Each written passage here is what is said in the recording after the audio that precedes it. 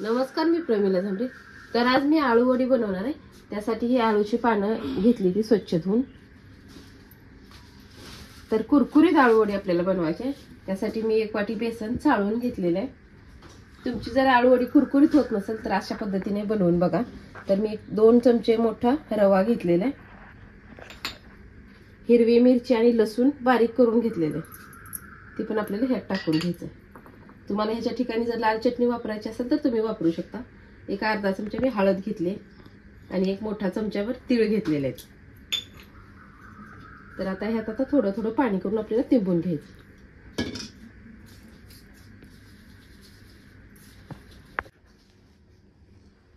तर यात थोडंसं चवीनुसार मीठ टाकून घ्यायचंय।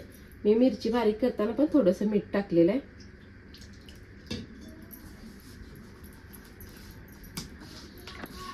रवा फुलण्यासाठी मी थोडंसं पाणी घातलंय। जास्त पीठ घट्ट हे नाही, जास्त पातळ पण नाही। तोपर्यंत मी गॅसवर पातेलं ठेवलंय। पातेल्याला वर चाळणी ठेवलेली आहे। चाळणीला पण छान असं तेल लावून घेतलेलं आहे। तर आपण एक एक आळूची वडी बनवायला घेऊया आता।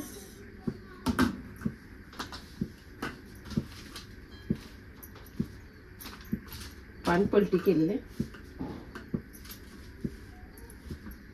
बेसन जास्त कमी पण लावायचं नाही आणि जास्त पण लावायचं नाही, म्हणजे आळूवडी जास्त जाड पण होऊ नये।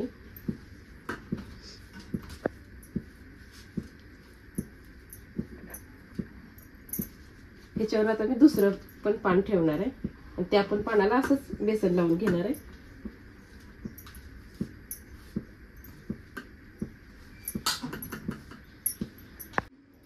तर इथं 2 पानं झाली ती। आता तिसरं पण पान ठेवलेलं आहे मी,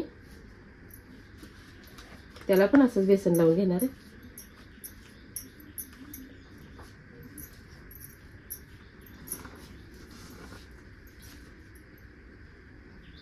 ह्याचा छान असा रोल करायला लागले।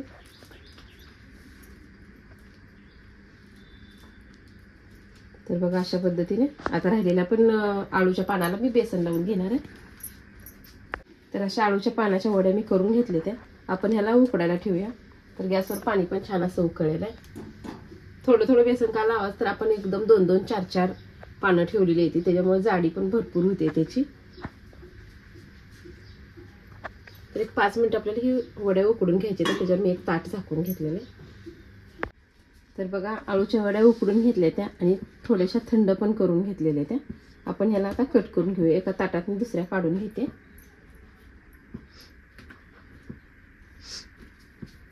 थोड्याशा गरमच आहेत, अजून जास्त थंड पण झालेल्या नाही त्या। तर ह्याला मी कट करून घेते आता। आपल्याला कट किती छोट्या मोठ्या आकारात कट करायचे त्याच्या आकारात कट करून घ्यायचे ते। तर ही आळूची वडी बघा, ज्यावेळेस आपल्याला खायची त्यावेळेस तळली तरी पण चालते। असं डब्यात भरून फ्रीजमध्ये ठेवलं तरी पण ही आळूची वडी ठेवता येते आपल्याला। ज्यावेळेस खायचं त्यावेळेस तळली तरी चालते। तर आता गॅसवर तेल ठेवलेलं आहे। तेल पण छान असं तापलेलं आहे। तर आळूच्या वड्या मी एक एक त्यात सोडून घेते तळण्यासाठी। थोडंसं पाणी थोडंसं ताटाला, त्याच्यामुळे ते आवाज यायला लागला तेलात। तेलात जितक्या बसतात तेवढ्या तळून घ्यायचे ते। तर बघा दोन्ही साईडनं छान असं कुरकुरीत तळलेलं आहे। तर मी ह्याला एका ताटामध्ये काढून घेते। तेल नितळण्यासाठी एका साईडला असं धरायचं, म्हणजे पूर्ण तेल नितळ जाते, काय सुद्धा वड्यामध्ये राहत नाही।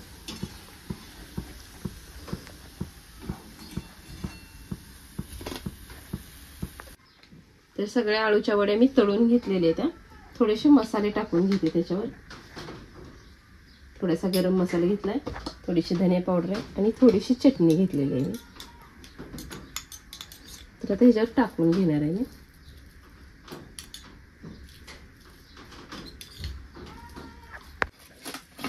तर छान असं ह्याला मिक्स करून घ्यायचं आपल्याला, चटणी मीठ टाकलेलं। एका प्लेटमध्ये मी काढून घेते। तर कुरकुरीत अशी आळू वडी मी आज बनवलेली आहे।